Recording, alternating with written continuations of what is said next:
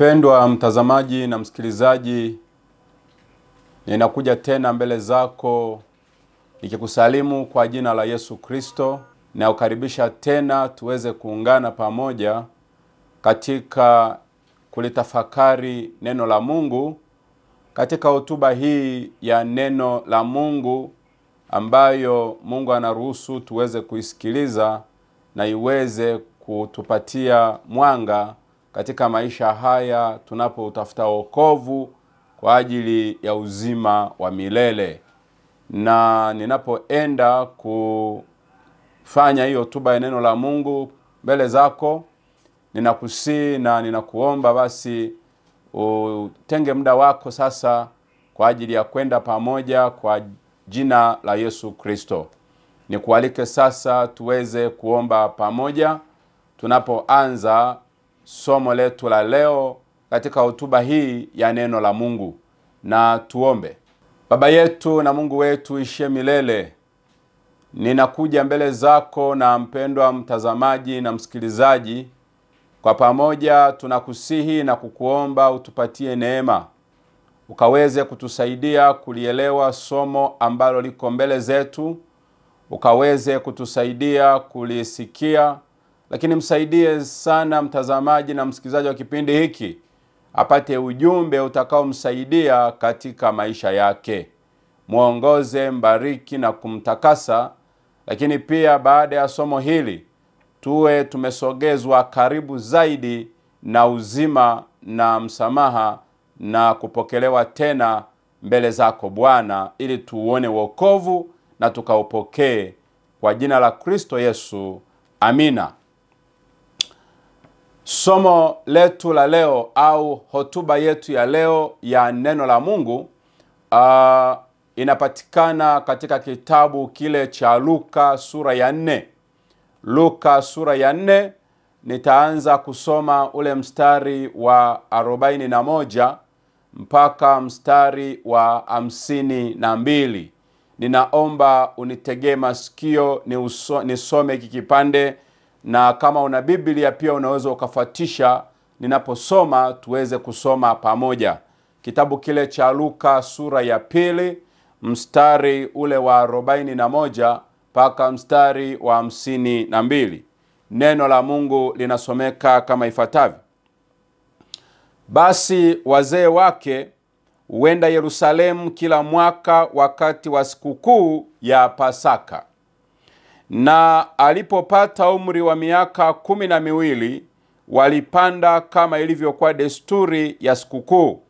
Na walipokwisha kuzitimiza siku wakati wa kurudi kwao, yule mtoto Yesu alibaki nyuma huko Yerusalemu, na wazee wake walikuwa hawana habari.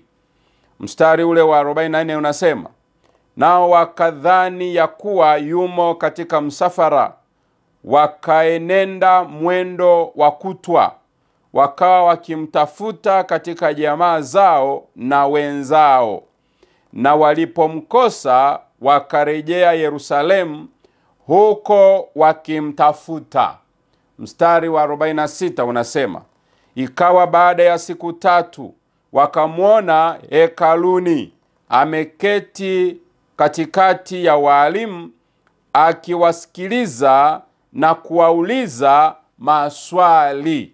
Mstari wa 47: Nao wote waliomsikia walistaajabia fahamu zake na majibu yake.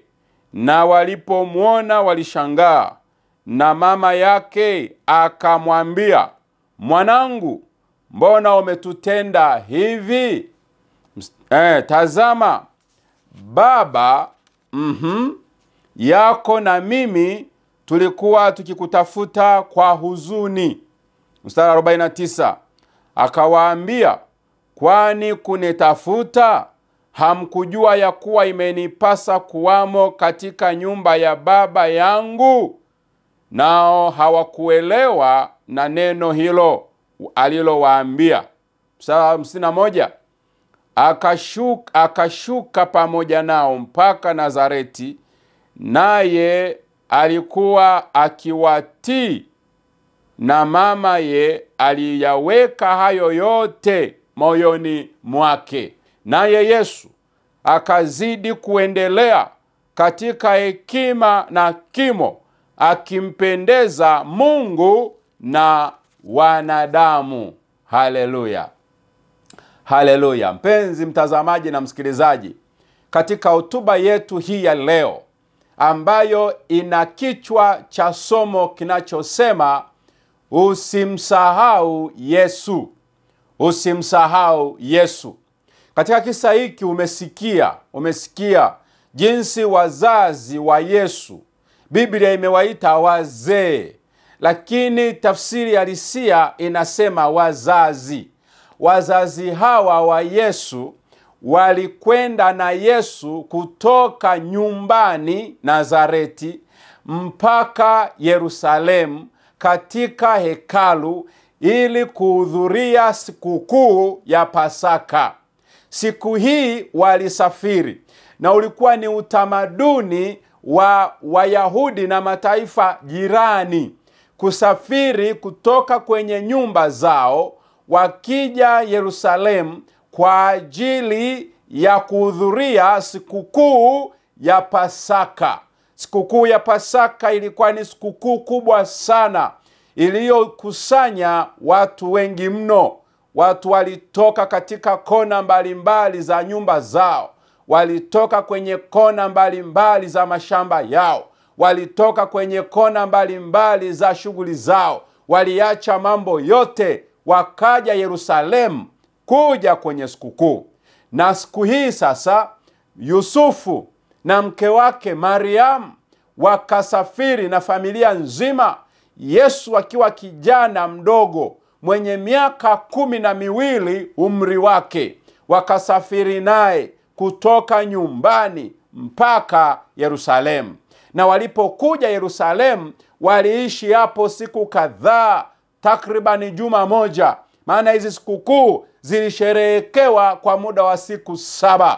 Kwa hiyo walikaa hapo siku 7, Yesu akiwa pamoja nao. Na kwa kuwa sikukuu zina mambo mengi, muda mwingine wazazi hawa yawezekana wakuwa na muda tena wa kukaa na Yesu muda mrefu. Kwa hiyo kuna muda wazazi walishughulika na mengine, Yesu naye alikuwa upande mwingine. Hata hivyo alikuwa ni kijana mdogo ambaye ndiye yapata miaka 12.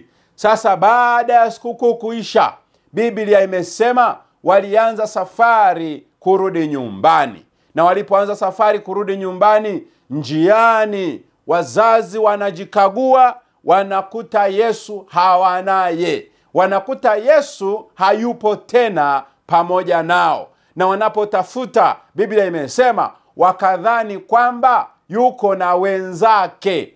Wakaendelea mwendo wa kutwa nzima, masaa 12, lakini hawakumuona. Ndipo wanageuza tena, wanarudi Yerusalemu.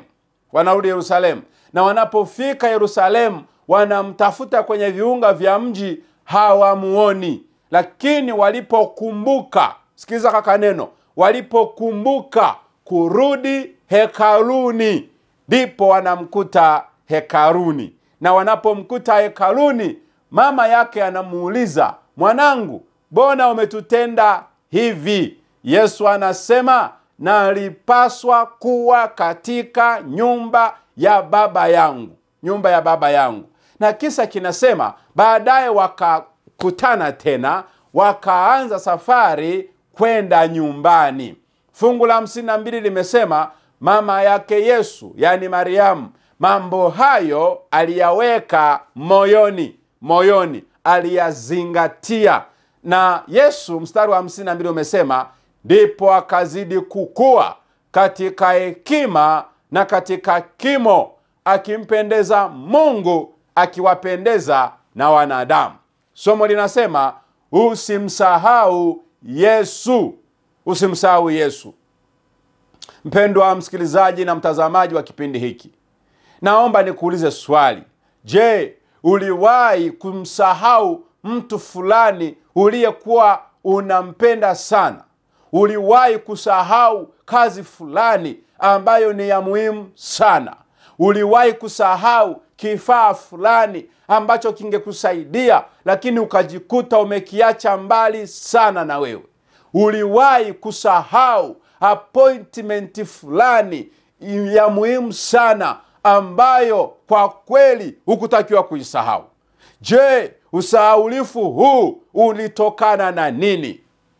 Jiulize swali, usahaulifu huo ulitokana na nini? Je, ni kwa sababu ya shughuli nyingi ulizokuwa nazo, au ni kwa sababu ya kujikuta umechelewa na unatakiwa kuondoka, kumbe umesahau vitu vya muhimu katika kuharakisha kwako? Je, yawezekana ulimsahau mtu fulani kwa sababu umepata mtu mwingine ambaye unadhani ndiye special sana maishani mwako? Uliwahi kusahau? Uliwahi kusahau? Na siku hii Yusufu na Mariamu, wazazi wa Yesu Kristo, wanamsahau kijana wao. Na wanapomsahau kijana wao, ndipo somo linatuambia walifanya bidii ya kumtafuta, lakini hawakumpata. Mpaka waliporudi eneo sahihi la kumpata, hapo ndipo walipokutana naye. Haleluya, haleluya. Ngoja nikwambie mpendwa mtazamaji na msikilizaji wangu, tatizo hapa sio kusahau. Tatizo ni nani aliyemsahau nani. Tatizo sio kusahau.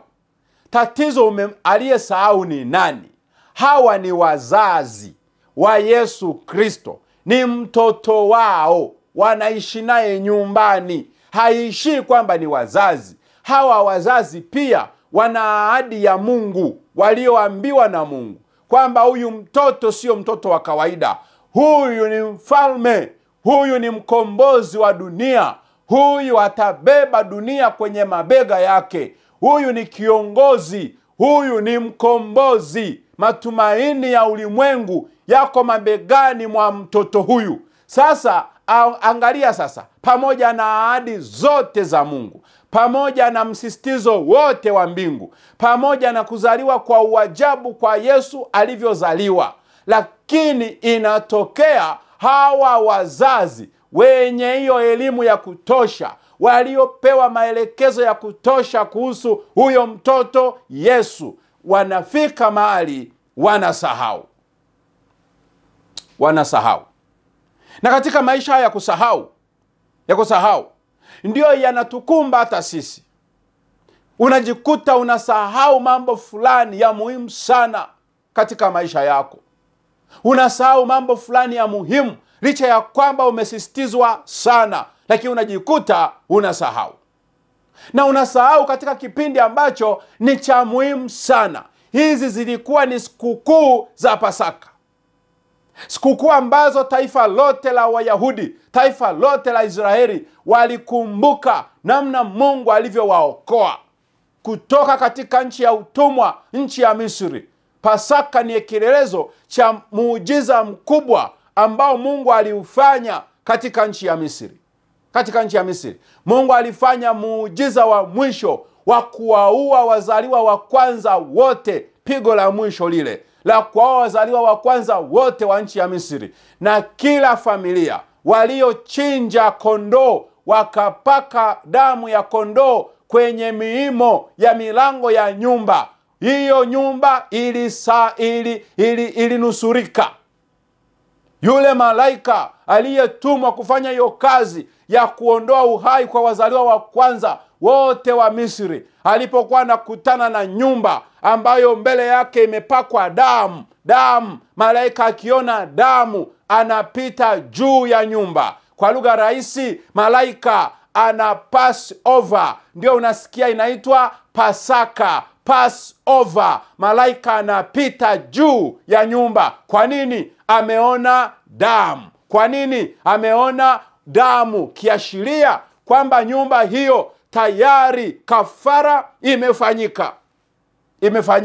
Na ngoja niongee na wewe kidogo juu ya hii kitu, pendwa mtazamaji na msikilizaji wangu. Kafara ya kipindi kile iliyowatoa Waisraeli wakiwa salama katika nchi ya Misri ndiyo inayokutoa wewe leo salama katika dunia ya utumwa wa dhambi. Kafara yafanywa Misri kwa wanyama kondoo kuchinjwa kila nyumba, na damu yake ikapakwa kwenye mlango. Akija yule malaika, akiona damu anapita juu. Ngoja nikwambie mpendwa, usalama pekee wa maisha yako, usalama pekee wa afya yako, usalama pekee wa kazi yako, usalama pekee wa ndoa yako unapatikana katika damu ya Yesu Kristo. Damu ya Yesu Kristo. Na nakupa ushauri katika tafakari hii ya neno la Mungu kwamba hakikisha unazingirwa na kafara ya damu ya Yesu Kristo.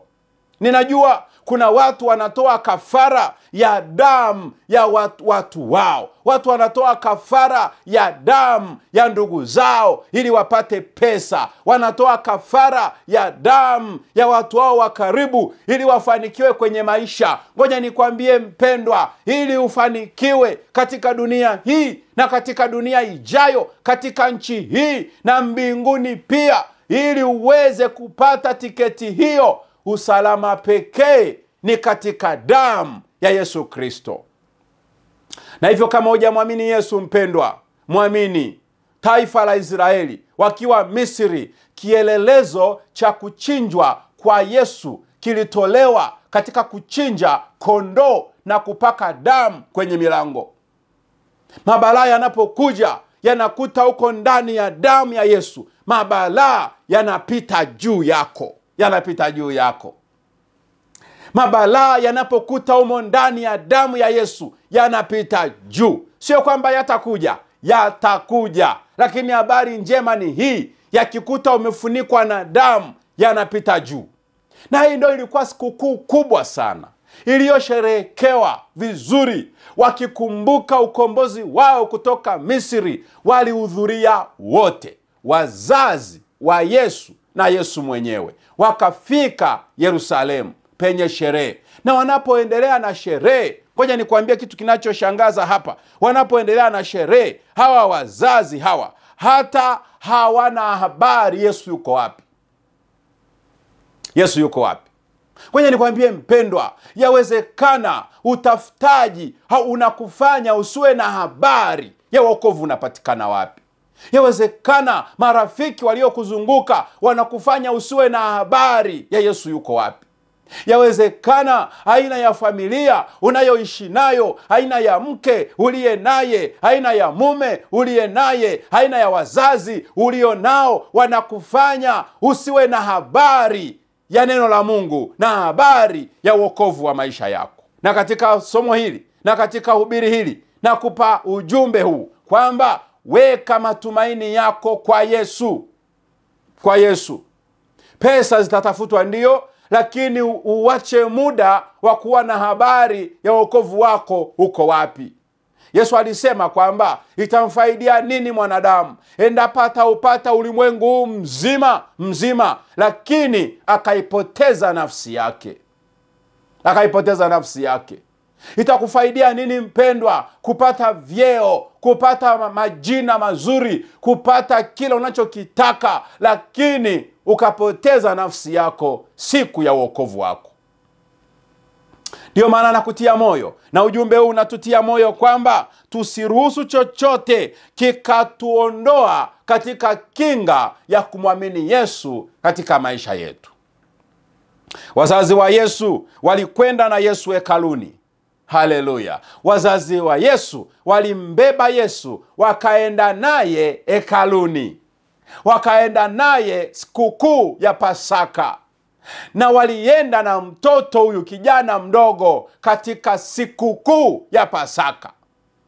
Naomba nikuulize mpendwa mtazamaji na msikilizaji, huwa unapata muda wa kwenda kwenye eneo la ibada? Huwa unapata muda wa kwenda kwenye makusanyiko ya kiroho? Huwa unapata muda wa kwenda kwenye eneo la kupata neno la Mungu? Huwa unapata muda wa kuabudu? Na kama haupati muda wa kuabudu, kama haupati muda wa kwenda kwenye eneo la ibada, kama haupati muda mpendwa, ni saa ya kujitafakari. Lakini swali lingine naomba nikuulize, kwenye ibada unaenda na nani? Wazazi wa Yesu walienda na Yesu. Wazazi wa mtoto Yesu walienda na mtoto wao. Ni mara chache sana wazazi kwenda na watoto wao kwenye eneo la ibada.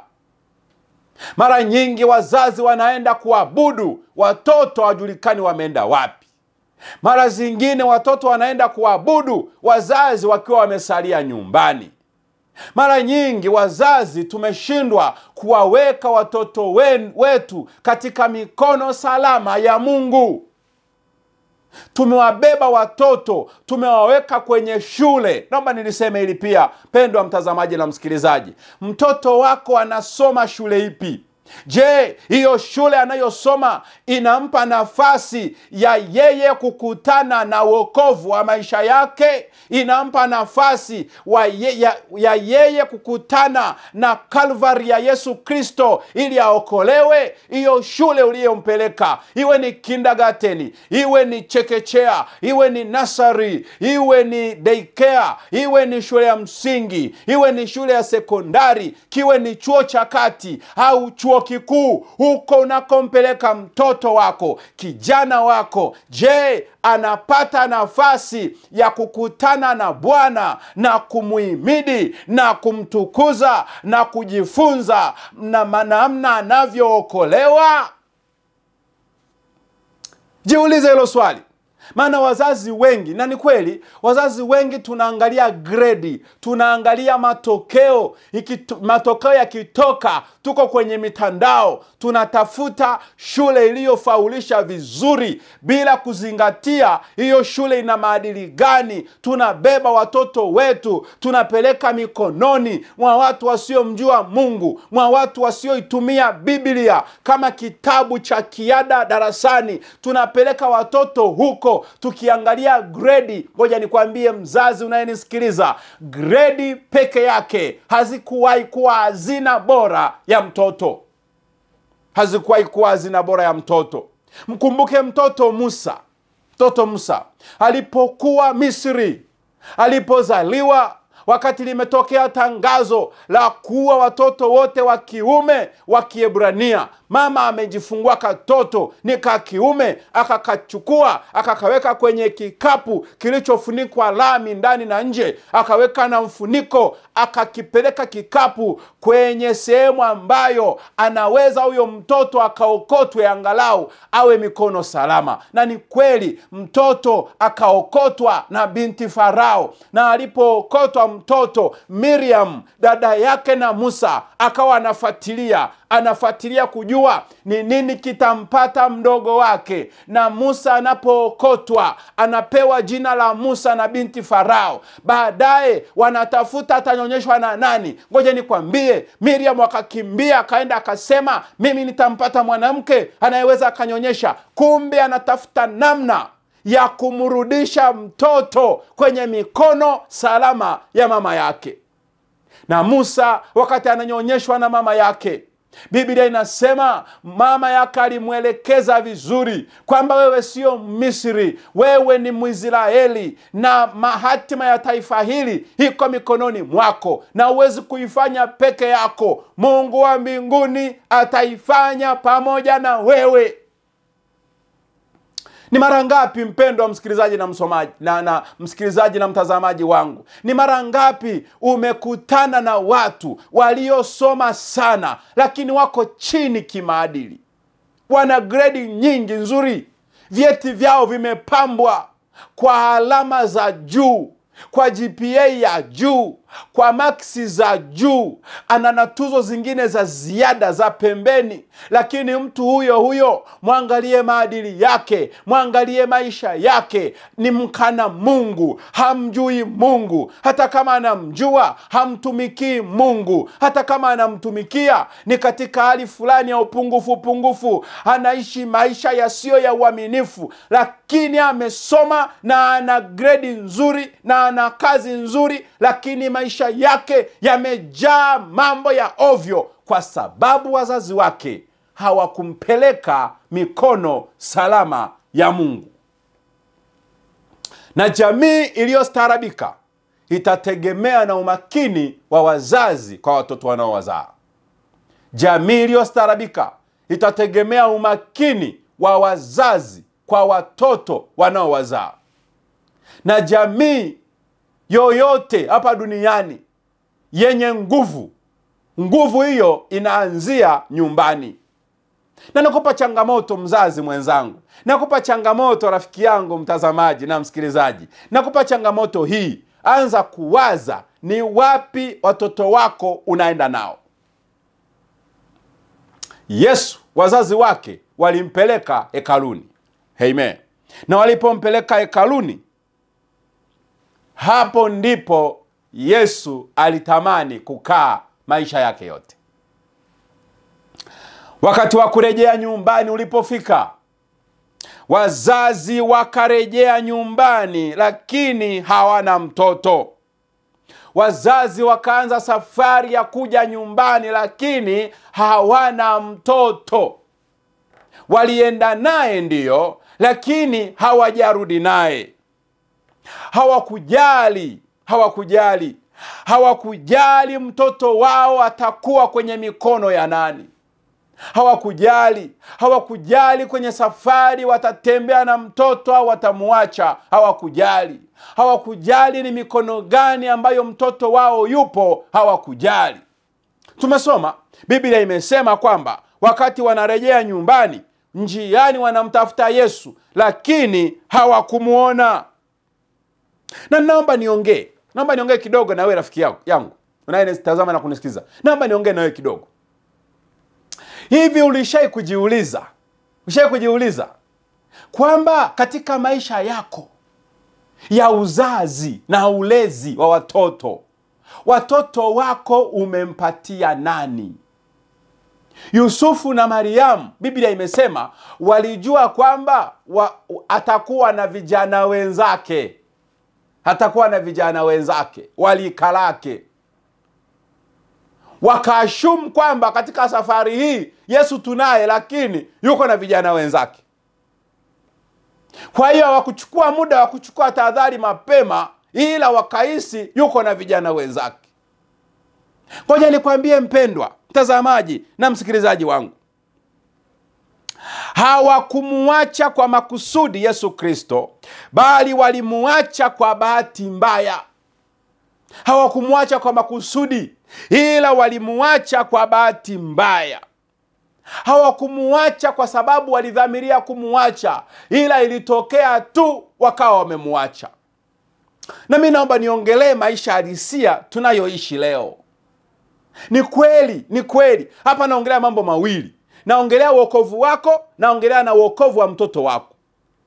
Muda fulani umeamua kuacha ustawi wa maisha ya mtoto wako kwa watu wengine, sio kwa makusudi, bali kwa bahati mbaya, kwa sababu kuna mambo mengi yanayokutinga. Kuna mambo mengi yanayokutinga. Kuna mambo mengi yaliyokuzunguka. Kuna mambo mengi yanayokuhangaisha. Kuna mambo mengi yanayohitaji umakini wako na muda wako, kiasi kwamba hauna tena muda na mtoto wako. Hauna tena muda na familia yako. Hauna tena muda na mwenzi wako. Hauna tena muda na jamii inayokuzunguka. Hauna tena muda na watu unaoabudu nao, kwa sababu majukumu, naomba nirudie hili neno, majukumu yamekubana. Kwenye karne hii ya 21 iliyochangamka, majukumu yamekubana. Unatoka nyumbani alfajiri saa 10, wengine saa 9, wengine saa 11, wengine saa 12. Unaacha watoto wamelala, unaenda kazini kwenye majukumu, unarudi saa 4 usiku, wengine mpaka saa 5, watoto unakuta wamelala. Inaweza ikapita wiki mpaka mwezi, watoto wako hawajui sura yako. Wao wamekariri sura ya binti wa kazi, wamekariri sura ya kijana wa kazi anayekata majani ya ng'ombe pale nyumbani, wamekariri sura ya mtumishi tu hapo nyumbani. Wakitaka kuoga ndiye anayewaogesha, wakitaka kula ndiye anayewalisha, wakitaka kulala ndiye anayewalaza, wakiwa na maumivu kwenye miili yao ndiye anayehangaika na maumivu yao. Lakini mama, baba, kwa sababu ya majukumu, kwa sababu ya ratiba kuwa ngumu. Hauwaachi kwa sababu ya makusudi. Tunajua hujakusudia kuacha, lakini ni bahati mbaya kwa sababu umebanwa. Na ni kweli umebanwa. Sasa katika tafakari ya leo, ninaomba ukae tena chini, pendwa mtazamaji na msikilizaji, ukajitafakari tena. Hivi ni kweli utaendelea na hayo maisha mpaka lini? Mtoto wako, hatima ya mtoto wako ni wewe. Kuna kakisa fulani kalisimuliwa mahali fulani, naomba na mimi nikasimulia hapa kidogo mbele zako, kwamba mwanaume mmoja alioa mwanamke mmoja, na hii ndoa ikastawi tu vizuri, wakaishi tu vizuri, wakaendelea vizuri, wakapendana, maisha yakawa mazuri. Baadaye sasa wakapata mtoto wa kwanza, wakapata mtoto wa pili, na watoto waliwazaa kwa karibu sana. Sasa mwanaume alikuwa ni mtu wa majukumu, alikuwa ni mtu wa safari, ni mtu wa majukumu. Anatoka nyumbani alfajiri saa 11 na anarudi saa 4 usiku. Mama alikuwa ni mama tu anayefanya shughuli za pale pale nyumbani, kwa hiyo alikuwa yupo tu hapo. Sasa mama mwanamke yule alikuwa na tatizo la uchepukaji. Maana mume akai nyumbani, mwanaume yuko busy. Mama naye akaanza kulipiza kisasi, akawa na mahusiano na wanaume wengine. Na alivyokuwa akuwa na aibu, akawa analeta wale wanaume nyumbani. Sasa miongoni mwa wale wanaume akawa amempata mmoja wa kudumu. Sasa huyo aliyempata wa kudumu akawa anakuja pale nyumbani. Akifika nyumbani asubuhi, anakula, anaoga. Mama akipiga tu muda, mama anaweza akarudi, basi mwanaume anaondoka. Muda sio mrefu baba anakuja. Sasa watoto wakiwa macho wanamuonaga yule anayekuja. Hawakuwahi kuona uso wa baba yao. Baba yao anaondoka alfajiri, anarudi usiku. Anaondoka bado wamelala, anarudi wameshalala. Anaondoka wamelala, anarudi wameshalala. Wakati mwingine anapata visafari vya wiki nzima, wiki mbili, hayupo nyumbani. Amebanwa na dunia. Sasa siku moja watoto wameshakuwa hawa, wameshapita miaka ya kutosha. Siku moja huyu baba safari, unajua hizi kazi na tunazozifanya sio kazi za kudumu. Muda fulani hizi kazi zitaisha. Huyu baba kazi zikaisha. Akarudishwa nyumbani. Akapigwa, inaitwa redundancy Kiswahili cha zamani. Akasimamishwa kazi. Kwa anafanya kazi kwenye kampuni fulani. Kazi ikaisha kwenye kampuni. Wafanyakazi wakaambia rudi nyumbani. Sasa baba akawa yuko pale nyumbani. Sasa watoto wanaamka wanashangaa kuna mwanaume tofauti na yule aliyokuwa wanamfahamu. Sasa watoto wakaanza kushangaa tena. Wakauliza, "Mama, na huyu ni nani?" Mama sasa ndiye anaanza kuunda sentensi, "Mnajua wanangu, huyu ndiye baba yako yenu." Anasema, "Hapana, sio huyu. Sisi tunamfahamu yule baba yetu yule mwingine. Na mbona tunashangaa siku hizi haji? Yule baba yetu mwingine mbona siku hizi hata hatumuoni? Maana alikuwa anatuleteaga na zawadi. Tunashinda naye, tunacheza naye hapa nyumbani. Huyu atakuwa baba, huyu sio baba huyu. Sisi tunamtaka baba yetu yule mwingine." Umeona mpenzi mtazamaji na msikilizaji? Mambo ya dunia hii yatakufanya upoteze watoto wako. Kwa sababu ya majukumu mengi, Yusufu na Mariamu hawakuwa wamekusudia kumwacha Yesu. Ila kwa sababu ya mambo mengi, wakaishia kusema, atakuja tu, ana wenzake watakuja. Wenzake akina nani? Wazazi, pata muda wa kukaa na watoto wako. Pata muda wa kuzungumza na watoto wako. Unavozungumza na mtu, unamuhamishia tabia yako. Yaani unavozungumza na mwanao, ndivyo unavyomrithisha tabia yako. Ndivyo unavyomrithisha ndivyo kumrithisha hata imani yako. Ndivyo unavyomrithisha fikra zako. Ndivyo unavyomrithisha hata jamii yako. Kaa nyumbani muda fulani, spendi huo muda na wanao, zungumza nao, waeleze matatizo yao, uwasikilize. Acha kuwaza kwamba wana binti wa kazi, atawaogesha, atawavalisha. Na ngoja niwaambie, huyo binti wa kazi hata anaweza asiwe anawaogesha vizuri. Fumbuka macho mpendwa mtazamaji na msikilizaji. Wakati huu tulionao, wakati huu wa kuchakarika, watu wanakimbiza pesa, watu wanatafuta pesa. Hizo pesa hazitahusika na wokovu wako. Wokovu wako utahusika na wewe mwenyewe kwa namna ulivyochukua muda kuambatana na Yesu. Na hivyo nakutia moyo na nakupa ushauri kwamba amini, kubali kuambatana na Yesu. Yeye yupo, anahitaji kutembea na wewe. Usikubali kumwacha Yesu nyuma. Lakini pia mpendwa mtazamaji na msikilizaji wangu, ni mambo gani ambayo yanakufanya kuwasahau watoto wako? Wanapomtafuta Yesu, wakimtafuta Yesu, wanamkosa, wanaamua kurudi Yerusalemu. Na wanapofika Yerusalemu, wanatafuta kwenye mji wa Yerusalemu, wanamkosa, wanaamua kwenda hekaluni. Amen. Amen. Hapo sasa kwenye hekalu hapo. Hebu sikiliza maneno ya kwenye hekalu. Wamemtafuta Yerusalemu, wamemkosa. Wanakwenda hekaluni, wanamkuta kijana mdogo amekaa na viongozi wa dini. Anaongea nao, anaojiana nao, na hana wasiwasi. Wazazi wamehangaika kutwa nzima. Wazazi wamehangaika usiku kucha. Wanatafuta asikopatikana mtoto.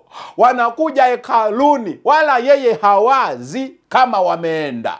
Hana wazo kama wanamtafuta. Hawazi kama atakuwa anawasumbua. Na mama yake anapomuuliza, Yesu anasema, ili nipasa kukaa hekaluni kwa Baba yangu. Yesu wako unamtafuta wapi? Hilo ndilo swali nataka kukuuliza, pendwa mtazamaji na msikilizaji. Wapi unaenda kumtafuta Yesu? Wapi? Je, furaha ya maisha yako unaenda kuitafuta wapi? Mambo yako wapi ambapo unaenda kutafuta maisha yako na wokovu wako? Tunajua sote kwamba Yesu anaokoa. Tunajua sote kwamba Yesu anafariji. Tunajua sote kwamba Yesu anabadilisha. Tunajua sote kwamba Yesu ndiye Alfa na Omega, mwanzo na mwisho, njia ya kweli na uzima, muumbaji na mkombozi, aliyekuwako, aliyeko na anayekuja. Yeye ndiye aliyetuumba na ndiye anayetuandalia makao. Baadaye atarejea ili aweze kutuchukua, ili kule aliko nasi tuweze kuweko. Sasa huyo Yesu wewe unamtafuta wapi? Wazazi walimtafuta Yesu mjini. Wazazi walimtafuta Yesu njiani. Wazazi walimtafuta Yesu vichakani. Hakuwepo. Walimtafuta kwenye nyumba za starehe. Hakuwepo. Walienda mpaka kwenye kona mbalimbali. Hakuwepo. Ngoja nikwambie mpendwa, kama bado unatafuta hatima ya maisha yako mahali popote tofauti na hekaluni, hautaipata. Hautaipata. Katika maisha haya, pendwa mtazamaji na msikilizaji wangu, katika maisha haya, mtafute Yesu sehemu sahihi. Mhubiri mmoja aliwahi kusema mahali fulani. Huyu mhubiri anaitwa Mark Finley. Ni Marekani, mhubiri mashuhuri. Aliwahi kusema katika moja ya hotuba zake, akasema hivi: hatuendi kanisani kuupata ukweli. Hatuendi msikitini kuupata ukweli. Hatuendi kwenye nyumba za ibada kuupata ukweli. Maana ukizitafuta nyumba za ibada ni nyingi. Ukitafuta misikiti ni mingi. Ukitafuta mahekalu ya leo ni mengi. Ukitafuta majumba ya ibada ni mengi. Ukitafuta makanisa ni mengi. Hautampata Yesu, hautapata ukweli katika manyumba hayo. Ila ili iendee Biblia. Iendee Biblia. Isome Biblia. Na Biblia hii itakuambia ukweli. Na Biblia hii itakuambia mahali anakopatikana Yesu. Iendee Biblia. Biblia itakwambia Yesu anapatikana wapi. Yesu anaitwa njia, kweli na uzima. Yesu anaitwa neno. Yohana 1:1. Hapo mwanzo kulikuwepo neno. Naye neno alikuwepo kwa Mungu. Naye neno alikuwa Mungu. Iliendee neno utampata Yesu. Na ukiliendee neno utaupata ukweli. Sasa ngoja nije kwenye kisa chetu. Luka 2:41 mpaka 52. Wazazi wanamtafuta Yesu njiani. Wazazi wakamtafuta Yesu mjini. Lakini wangekumbuka kwamba Yesu ni neno. Na neno linasomwa hekaluni. Wakienda mahali linaposomwa neno, hapo ndipo watamkuta Yesu. Na hilo wazo walilipata mwishoni. Walipojua kwamba mahali linaposomwa neno, hapo ndipo anapatikana Yesu. Walipoenda hekaluni, kwa kweli wakamkuta Yesu. Maana alikuwa anajadili neno ambalo limesomwa, linalomfafanua yeye. Haleluya. Haleluya. Kwa hiyo mpendwa mtazamaji na msikilizaji wangu, naomba nikupatie ushauri huu wa pekee na wa bure wa neno la Mungu. Ukitaka kukutana na Yesu, nenda mahali linaposomwa neno. Nenda mahali linapofafanuliwa neno. Yesu hapatikani kwa... Ngoja nikwambie hivi. Mafanikio yako hayatapatikana kwa mganga wa kienyeji. Yesu hapatikani kwenye nyumba za Nyamuragura. Yesu hapatikani kwenye nyumba za starehe. Yesu hapatikani kwenye matamasha ya Bongo Star Search. Kule hapatikani Yesu. Yesu hapatikani kwenye mikesha ya mwaka mpya. Yesu hapatikani kwenye masikukuu haya makubwa ya siku hizi yanayoendelea. Yesu hapatikani kwenye sherehe, kwenye harusi. Yesu hapatikani kwenye viwanja makubwa ya michezo yanayojengwa kwa gharama kubwa. Yesu hapatikani huko kwenye kumbi za sinema. Yesu hapatikani, mtu wa Baba. Yesu hapatikani, mpendwa mtazamaji na msikilizaji wangu. Yesu hapatikani kwenye smartphone. Yesu hapatikani kwenye vifurushi vya mitandao. Yesu hapatikani kwenye mitindo ya mavazi. Yesu hapatikani kwenye ulimbwende. Yesu hapatikani kwenye kazi. Yesu hapatikani kwenye mambo mengi ya ovyo. Yesu anapatikana mahali tu linaposomwa neno. Na walipoenda hekaluni, mahali lilipokuwa linasomwa neno, wakamkuta Yesu ameketi, anaojiana na Mafarisayo na waandishi na makuhani anaojiana nao, mpaka wakashangaa wakasema, kakijana kakadogo hekima hii kameitoa wapi? Hapo Yesu anapatikana. Unaamini katika kwenda kwenye ibada? Nenda kwenye ibada. Ibada ambapo wanasoma neno. Narudia, nenda kwenye ibada mpendwa. Maisha yako yapeleke kwenye ibada. Shughuli zako zipeleke kwenye ibada. Changamoto zako, nenda wanakosoma neno. Neno likisomwa, mambo yako yanakuwa sawa. Haleluya. Haleluya. Na kutia moyo katika hotuba yetu ya leo ambayo sasa inaenda mwisho, kwamba kimbilia mahali pa ibada.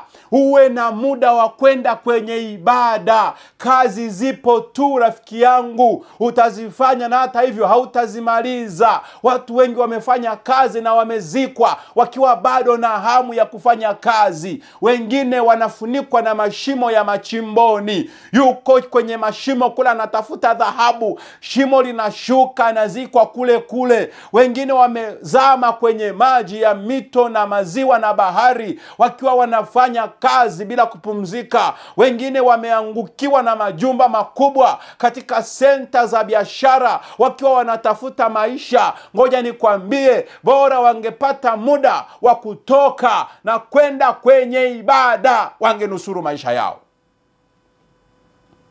Penye ibada ndipo Yesu anapatikana. Penye ibada ndipo Yesu anazungumza na watu. Penye ibada ndipo Yesu anasema. Na Yesu akamjibu mama yake akasema, mama, inanipasa kukaa nyumbani kwa Baba yangu. Pendwa mtazamaji na msikilizaji wangu, na kupatia wito huu: panga kuwa na muda wa kufanya ibada. Panga muda wa kukutana na Mungu wako. Una nyumba ya ibada, kuna mahali unaenda kuabudu, nenda. Funga duka, funga ofisi, toka, nenda kwenye ibada. Hizo ofisi zipo tu. Umeajiriwa wewe, unaweza ukafukuzwa, au kuna siku utastaafu, ataajiriwa mwingine naye atafanya hizi kazi, hautazimaliza. Ibada ndio mustakabali wa maisha yako, na hapo utakutana na Yesu. Wazazi wakati wanamtafuta Yesu wakamkuta hekaluni, anaojiana na wazee, anazungumza nao neno la Mungu. Wao wanahangaika, yeye ametulia. Wao wanahamaki, yeye ana amani. Wao wana shida, yeye ametulia katika ibada ya Mungu. Napoenda mwishoni sasa mwa somo la leo, naomba niyasema neno machache yafuatayo. Sikiza vizuri. Wakati wazazi wanapofika kwa Yesu, anayeongea na Yesu ni mama na sio baba. Sikiliza haya maneno, maana ninaenda kumaliza tafakari yetu ya neno la Mungu. Anayeongea na mtoto ni mama, sio baba. Mama ndiye anayeongea na Yesu. Anaongea naye vipi? Sikiza huu mstari. Luka sura ya 2 aya ile ya 48. Biblia inasema, na walipomwona walishangaa, na mama yake akamwambia, mwanangu, mbona umetutenda hivi? Tazama, baba yako na mimi tulikuwa tukikutafuta kwa huzuni. Anayeongea ni mama. Kuna kitu cha kujifunza hapa ninapoenda mwishoni mwa somo hili. Ni nani ana majukumu mengi kwa mtoto kati ya baba na mama? Wazazi wengi wa kiume tumeishia kutoa pesa, lakini hatuna muda na watoto wetu wa kuzungumza nao. Unakuta mama ndiye anazungumza na mtoto muda mrefu. Unakuta mama ndiye anayehangaika na mtoto kwa matendo ya mikono muda mrefu. Baba yeye anatoa pesa, chakula kiwepo nyumbani, nguo ziwepo, matumizi yawepo, karo iwepo, kila kitu kiwepo, akiugua atibiwe. Yani unatoa msaada tunasema ni msaada wa mbali mbali. Yani hautaki kugusana naye, unatoa msaada wa mbali. Unatoa pesa keshi pochi, wewe unauliza uniform zimechakaa bado ni nzima? Zimechakaa, hela hii kashone uniform. Viatu je vimetoboka? Hela hii. Wewe mwenyewe unajisikiaje afya? Najisikia mnyonge, hela hii katibiwe. Yani wazazi wa kiume walio wengi, sio wote, wako wachache wanaojitahidi, lakini walio wengi wao wameachia hayo majukumu ya kugusana kwa mama. Na mtoto akiwa na shida kubwa anaileta kwa baba. Utasikia baba anasema, nenda kaongea na mama yako. Kwa hiyo mtoto anajua mwenye shida zangu, anayemaliza shida zangu, anayegusa shida zangu, anayenijali humu ndani ni mama. Na ndio maana watoto wakifika mahali wakafanikiwa, wakatoboa maisha, wakawa watu wazima. Angalia mpenzi mtazamaji na msikilizaji wangu, anayeguswa sana na matendo yale kama alivyokuwa anaguswa ni mama. Maana alihangaika, alikuwa anamgusa akiwa bado mdogo. Akijichafua, mama ndiye anayesafisha. Akitaka kuoga, mama ndiye anayeogesha. Akiwa na changamoto usiku, mama ndiye anayeamka kwenda kwenye chumba cha watoto kuangalia kuna changamoto gani. Macho ya mtoto yakifumbuliwa kwenye shida, anamuona mama ndiye anakuwa malaika wake wa kuja kumsaidia. Mtoto wa hivyo akikua, baba usitegemee una chako hapo. Mama ndiye atakayeguswa sana. Na hivyo tutaishia tu kutoa laana. Ngoja nikwambie mpendwa, kabla hujatoa laana, geuka uwe wa kwanza kuzungumza na mwanao. Baba unayenisikiliza, kijana wa kiume unayenisikiliza, ambaye baadaye utakuwa na familia, chukua hii, itakusaidia. Uwe wa kwanza kuzungumza na mwanao. Yusufu hafanyi chochote. Yusufu yeye kazi yake amefika, kimya. Mariamu ndiye anahangaika. Ukujua kwamba tunahangaika mwanangu? So Yusufu kimya. Na ndiyo maana napoenda mwishoni, ndiyo maana mpendwa, tabia ya mama imepandwa kwa watoto kuliko tabia ya baba. Fanya tu utafiti mdogo, utagundua kwamba watoto wetu tunaowazaa, angalia tabia walizonazo. Tabia ya mama imepandwa sana kuliko tabia ya baba. Kwa nini? Kwa sababu baba muda mwingi hana na watoto wake. Na kutia moyo na nakuombea na ninakushauri katika jina la Yesu Kristo, uwe na muda na wanao. Uwe na muda na wanao. Waulize, zungumza nao, sema nao, cheka nao, cheza na watoto wako, tabasamu na vijana wako. Hapo una nguvu. Kuna siku nguvu zitaisha.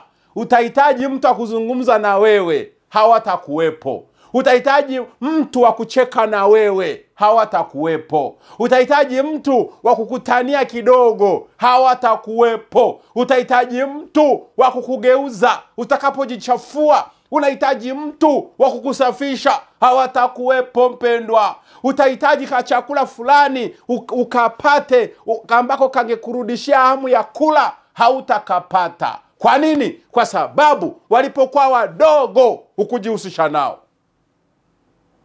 Na kutia moyo pendwa mtazamaji na msikilizaji wangu, katika maisha haya tuna ubize wa maisha, tuna ubize mwingi, na huo ubize umetunyang'anya watoto wetu. Ubize wa maisha umetunyang'anya furaha ya familia. Mtu mmoja alisema, mkiwa wawili mnazungumza au mnakula, ukiona mtu anakula na wewe kwenye sahani, kwenye meza, mnakula pamoja mezani, lakini anajibu message kwenye simu yake, maana yake ni kwamba huyu anayemjibu message ndiye wa muhimu sana kuliko wewe unayekula naye mezani.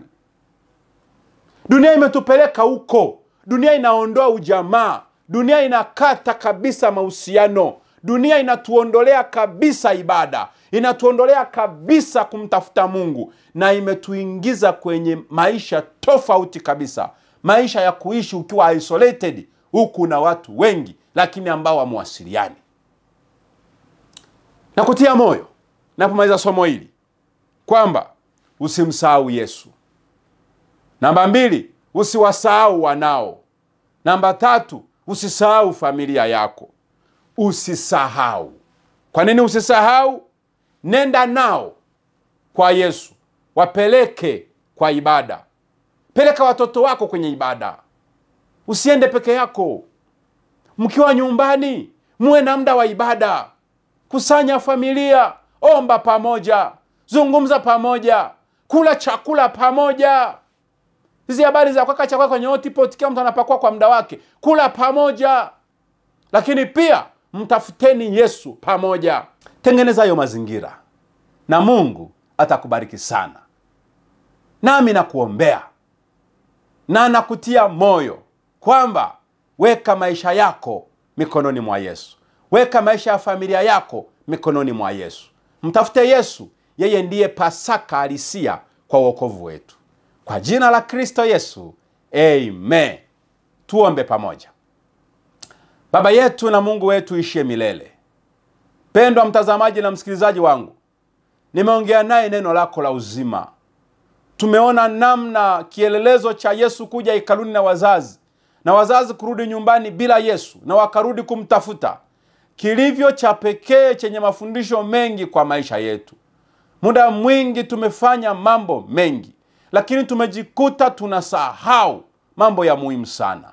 Ninaomba umsaidie huyu mzazi asiwasahau watoto wake, asimsahau mwenzi wake, asisahau familia yake, na zaidi ya yote familia hiyo wasimsahau Yesu wao. Wape neema, wape amani, wainue katika jina la Yesu Kristo. Amen. Mungu akubariki. Mungu akupe neema na amani. Akupe siku njema. Usimsahau Yesu kwa jina la Kristo. Amina.